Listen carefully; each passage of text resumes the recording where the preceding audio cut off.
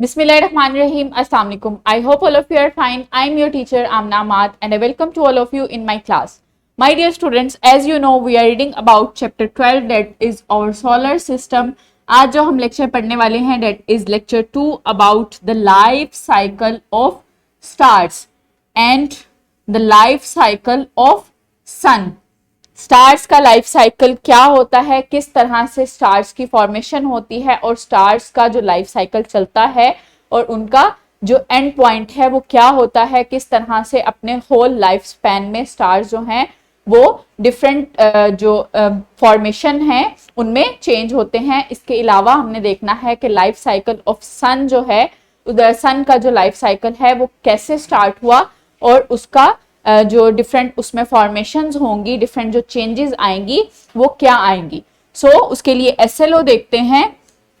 Relate the life of a star with the formation of black holes, neutron star, Pulsar, white dwarf and red giant. So stars का life cycle देखना है, उसमें किस तरह से black hole की formation होती है, व्हाइट ड्वार्फ बनता है या फिर न्यूट्रॉन स्टार बनता है। सो नेक्स्ट हमने जो एसएलओ देखना है उसमें देखना है discuss the birth and eventual death of our sun, कि सन का जो लाइफ साइकिल है वो किस तरह से शुरू हुआ, किस तरह से सन की बर्थ हुई और उसकी जो डिफरेंट इवेंट्स कंटिन्यू करने के बाद किस तरह से सन की डेथ होगी और उसकी जो एंड पॉइंट है वो क्या होगा। सो उसके लिए एक्टिविटी करते हैं। What do you know about stars, आप स्टार्स के बारे में क्या जानते हैं, मुझे जल्दी से बताएं। यस, स्टार्स जो हैं वो हेवनली बॉडीज हैं जो कि हाइड्रोजन और हीलियम से मिलकर बनती हैं और डिफरेंट टाइप्स के डिफरेंट कलर्स के स्टार्स होते हैं। लाइक ब्लू स्टार्स होते हैं, ब्लू व्हाइट होते हैं, येलो होते हैं, ऑरेंज होते हैं और रेड स्टार्स होते हैं। और इनका जो ये कलर है वो इस बेस पे होता है कि जो डिफरेंट जो इनकी लाइफ स्पैन, जो डिफरेंट इवेंट्स इनकी लाइफ में चल रहे होते हैं वो कौन से इवेंट्स चल रहे होते हैं। सो उसकी बेस पे डिफरेंट स्टार्स जो हैं वो डिफरेंट कलर्स शो करते हैं। So next is what is the sun made of and how does it produce energy. So sun जो है वो किससे मिलकर बना है और किस तरह से सन एनर्जी प्रोड्यूस करता है। यस, सन भी चूंकि एक स्टार है तो सन भी हाइड्रोजन और हीलियम से मिलकर बना है। सन की बॉडी में डिफरेंट न्यूक्लियर फ्यूजन रिएक्शन जो हैं वो होते रहते हैं जिससे एनर्जी रिलीज होती है और एनर्जी रिलीज होने से सन जो है वो हीट और लाइट प्रोड्यूस करता है। सो next is pre reading question, how is a black hole formed. Black hole जो है उसकी फॉर्मेशन किस तरह से होती है ये आप लास्ट लेक्चर में पढ़ चुके हैं, मुझे जल्दी से बताएं। यस, ब्लैक होल जो है उसकी फॉर्मेशन तब होती है जब कोई स्टार जिसका मास सन से बहुत ज्यादा होता है और जब उसका न्यूक्लियर फ्यूजन रिएक्शंस जो हैं वो जब न्यूक्लियर फ्यूजन रिएक्शंस का जो उनका इवेंट है वो खत्म हो जाता है और फ्यूल एंड हो जाता है तो वो क्या होते हैं, कूल डाउन हो जाते हैं, रेड जाइंट में चेंज हो जाते हैं। रेड जाइंट में जब वो चेंज होते हैं तो एक खास वक्त के बाद उनमें दोबारा से न्यूक्लियर फ्यूजन रिएक्शन स्टार्ट होते हैं और न्यूक्लियर फ्यूजन रिएक्शन ग्रेविटी बहुत ज्यादा बढ़ जाती है क्योंकि उनकी जो कोर होता है वो अंदर की तरफ कोलैप्स होता रहता है तो एक बहुत ज्यादा बड़ी एक्सप्लोजन होती है और उस एक्सप्लोजन इवेंट को हम कहते हैं सुपरनोवा। सुपरनोवा में जब कोई स्टार चेंज होता है तो कोर जो है वो अंदर की तरफ कोलैप्स होता रहता है और उसकी आउटर लेयर जो होती है वो एक्सपेल हो जाती है। जब आउटर लेयर एक्सपेल हो जाती है और जो कोर है, जो दरमियानी हिस्सा होता है स्टार का, वो अंदर की तरफ कोलैप्स होता रहता है तो एक खास पॉइंट आता है जब ग्रेविटी इन्फिनाइट रेट तक चली जाती है। सो उस तरह से उसमें ब्लैक होल की फॉर्मेशन होती है और ब्लैक होल जो है उसके करीब कोई भी चीज आती है तो ब्लैक होल उसको गायब कर देता है। इवन के लाइट भी ब्लैक होल से एस्केप आउट नहीं हो सकती। So life cycle of stars जो हैं वो क्या है, किस तरह से स्टार्स जो हैं उनकी लाइफ साइकिल स्टार्ट होती है, जो अर्ली स्टेज होती है स्टार्स की लाइफ की, वो क्या होती है, that is nebula. Nebula star जो हैं वो डस्ट, इसके अलावा different gases, helium and hydrogen से मिलकर बनते हैं, और जो उनकी अर्ली स्टेज होती है that is called nebula. Nebula जो है, नेबुला की फॉर्म में स्टार जो हैं बनते हैं जब वो डिफरेंट डस्ट और गैसेस जो हैं कलेक्ट होती हैं, तो वो क्या बनाती हैं, वो स्टार बनाती हैं। जो अर्ली स्टेज होती है स्टार की, उसमें स्टार को कहते हैं प्रोटोस्टार। सो जो प्रोटोस्टार जो है वो उसमें उसके कोर में जो ग्रेविटी है वो बहुत ज्यादा हो जाती है। जब उसका कोर हॉट होना शुरू होता है, वहां पे न्यूक्लियर फ्यूजन रिएक्शन जो हैं स्टार्ट होने लगते हैं। तो न्यूक्लियर फ्यूजन रिएक्शन जो हैं वो उनकी लाइफ स्पैन में होल द लाइफ जो हैं वो चलते रहते हैं, यहाँ तक के न्यूक्लियर फ्यूजन रिएक्शन जो हैं वो खत्म हो जाते हैं जब फ्यूल जो है वो स्टार की कोर से खत्म हो जाता है। हाइड्रोजन जो है वो मजीद पावर जो है हाइड्रोजन की नहीं रहती, जो फ्यूल है वो एंड हो जाता है, तो स्टार जो हैं वो कूल डाउन हो जाते हैं। सो जो मैसिव स्टार्स हैं वो बहुत जल्दी उनका फ्यूल जो है वो एंड हो जाता है, उनका लाइफ स्पैन बहुत कम होता है। लेकिन जो एवरेज स्टार होते हैं, जो स्मॉलर स्टार्स होते हैं, वो बिलियन ईयर्स का लाइफ स्पैन गुजारते हैं। उनकी लाइट जो है वो बहुत ज्यादा अरसे तक रहती है, क्योंकि उनमें न्यूक्लियर फ्यूजन रिएक्शंस जो हैं वो बहुत अरसे तक जारी रहते हैं। लेकिन जो मैसिव स्टार्स होते हैं उनमें न्यूक्लियर फ्यूजन रिएक्शंस जो हैं वो बहुत ही कम टाइम में खत्म हो जाते हैं, और वहां पे जो फ्यूल है वो खत्म हो जाता है। सो जब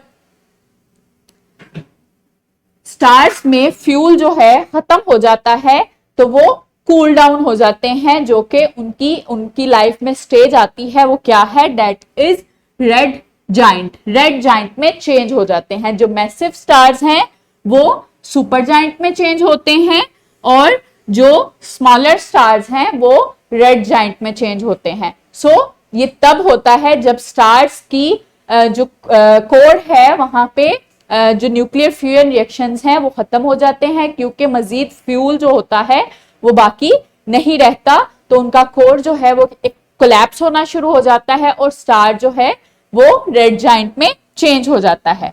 देन हाउ स्टार्स एक्सप्लोड।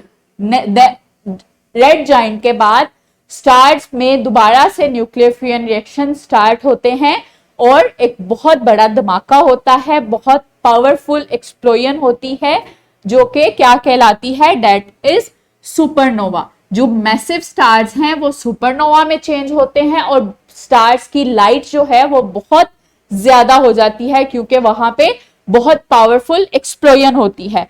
और जो स्मॉलर स्टार्स हैं वो प्लेनेटरी नेबुला में चेंज हो जाते हैं। सो स्मॉलर स्टार्स जो हैं रेड जाइंट के बाद नेबुला में चेंज होते हैं, और जो मैसिव स्टार्स होते हैं उनमें बहुत पावरफुल एक्सप्लोजन होती है, और बहुत पावरफुल एक्सप्लोजन जो इवेंट है वो क्या कहलाता है, that is supernova. Massive stars जो हैं वो सुपरनोवा में चेंज होते हैं। देन जो मैसिव स्टार्स हैं वो या तो न्यूट्रॉन स्टार्स में चेंज हो जाते हैं या फिर ब्लैक होल्स में चेंज हो जाते हैं, अगर तो उनकी जो ग्रेविटी है वो इन्फिनाइट लेवल तक पहुंच जाती है, बहुत ज्यादा डेंस हो जाते हैं, बहुत ज्यादा मैसिव हो जाते हैं, ऑलमोस्ट 3 टाइम्स जो है उनका मैस सन से बढ़ जाता है, तो वो ब्लैक होल में चेंज हो जाते हैं। और अगर वो इतने ज्यादा मैसिव ना हो तो वो किस में चेंज हो जाते हैं, वो न्यूट्रॉन स्टार में चेंज हो जाते हैं। लेकिन जो स्मॉलर स्टार होते हैं वो व्हाइट ड्वार्फ में चेंज हो जाते हैं। जो व्हाइट ड्वार्फ है वो न्यूट्रॉन स्टार से कम डेंसर होता है, लेस डेंसर होता है देन न्यूट्रॉन स्टार, और न्यूट्रॉन स्टार जो है वो लेस डेंसर होता है देन ब्लैक होल। सो इस तरह से स्टार्स का लाइफ साइकिल चलता है।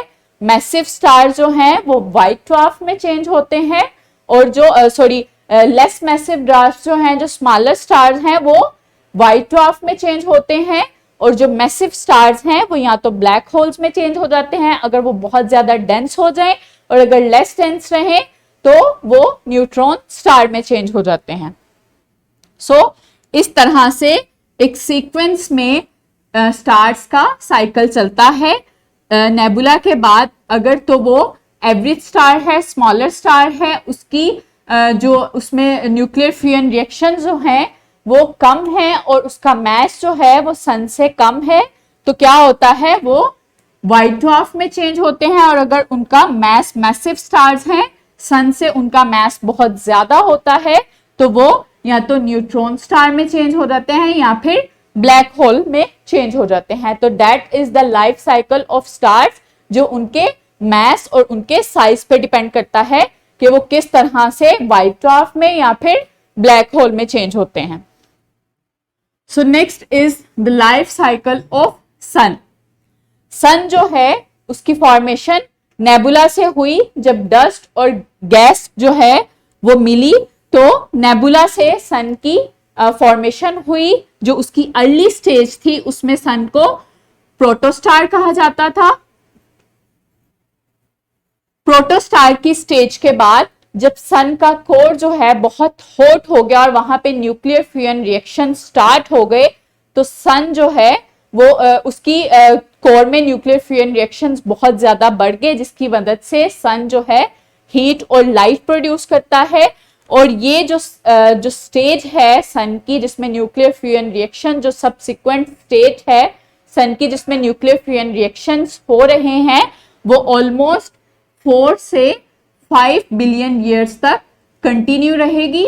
और उसके बाद जो इवेंचुअली इवेंट्स आएंगे सन की लाइफ में वो क्या होंगे, जब सन का फ्यूल एंड हो जाएगा तो उसके फ्यूल एंड होने के बाद सन जो है वो रेड जाइंट में चेंज हो जाएगा, कूल डाउन हो जाएगा, और उसकी जो स्टेज आएगी उसकी लाइफ में वो क्या होगी, that will be red giant. और रेड जाइंट बनने के बाद जब सन जो है उसमें दोबारा से एक न्यूक्लियर फ्यूजन रिएक्शन स्टार्ट होंगे तो वहां पे एक्सप्लोजन होगी और क्या होगा, सन जो है वो किस में चेंज हो जाएगा, सन जो है वो नेबुला में चेंज होगा, और नेबुला में चेंज होने के बाद व्हाइट ड्वार्फ में चेंज हो जाएगा, और उसको कूल डाउन होने के लिए बिलियंस ऑफ ईयर्स जो हैं रिक्वायर्ड होंगे।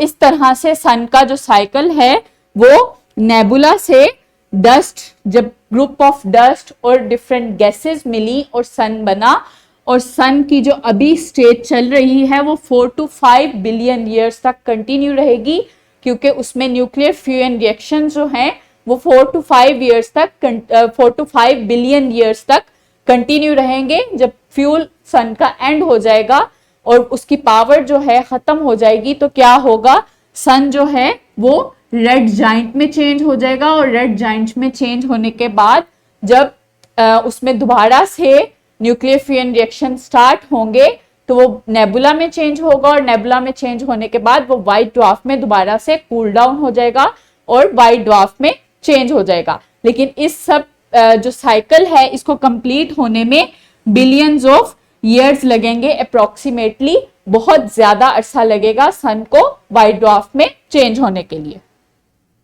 So next is wrap up. The life cycle of a star is determined by its size, with massive stars burning their fuel much more quickly than smaller stars. So life cycle जो है stars का वो किस तरह से determine किया जा सकता है, उनके साइज और उनके मैसिव होने पे। जो मैसिव स्टार्स होते हैं वो उनका फ्यूल जो है वो बहुत जल्दी एंड हो जाता है, बहुत जल्दी उनका फ्यूल एंड हो जाता है, क्योंकि वहां पे न्यूक्लियर फ्यूजन रिएक्शन जो है वो बहुत तेजी से होते हैं। लेकिन जो स्मॉलर स्टार्स हैं वहां पे न्यूक्लियर फ्यूजन रिएक्शंस होते रहते हैं और वो कंटिन्यूअसली रहते हैं बिलियंस ऑफ ईयर में, और उनकी लाइट जो है वो बिलियन ऑफ ईयर्स तक कंटिन्यू रहती है, क्योंकि उनका फ्यूल इतनी जल्दी एंड नहीं होता। सो नेक्स्ट इज असेसमेंट। आज के एसएलओ पे असेसमेंट है, इसको सोल्व करें और अपने टीचर्स को दिखाएं, या आपको डिस्क्रिप्शन बॉक्स में भी मिल जाएगी। और टीचर से प्रिंटेड फॉर्म में भी मिल जाएगी।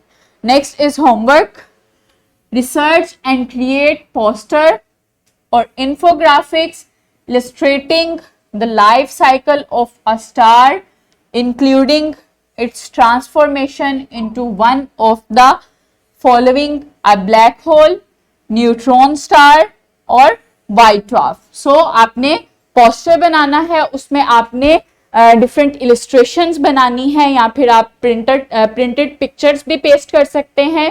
वो आपने प्रिंटेड पिक्चर्स लगानी है लाइफ साइकिल ऑफ स्टार्स की, किसी भी स्टार की आपने लाइफ साइकिल के बारे में लगाना है, और उसकी जो एंड फॉर्मेशन है वो कोई भी आप चूज कर लें, ब्लैक होल या फिर न्यूट्रॉन स्टार या फिर वाइट ड्वार्फ। सो आपने ये लाइफ साइकिल बना के, पोस्टर बना के अपनी क्लास में प्रेजेंट करना है। So I hope now are you able to explain about the life cycle of stars and sun. Thank you so much. अल्लाह हाफिज।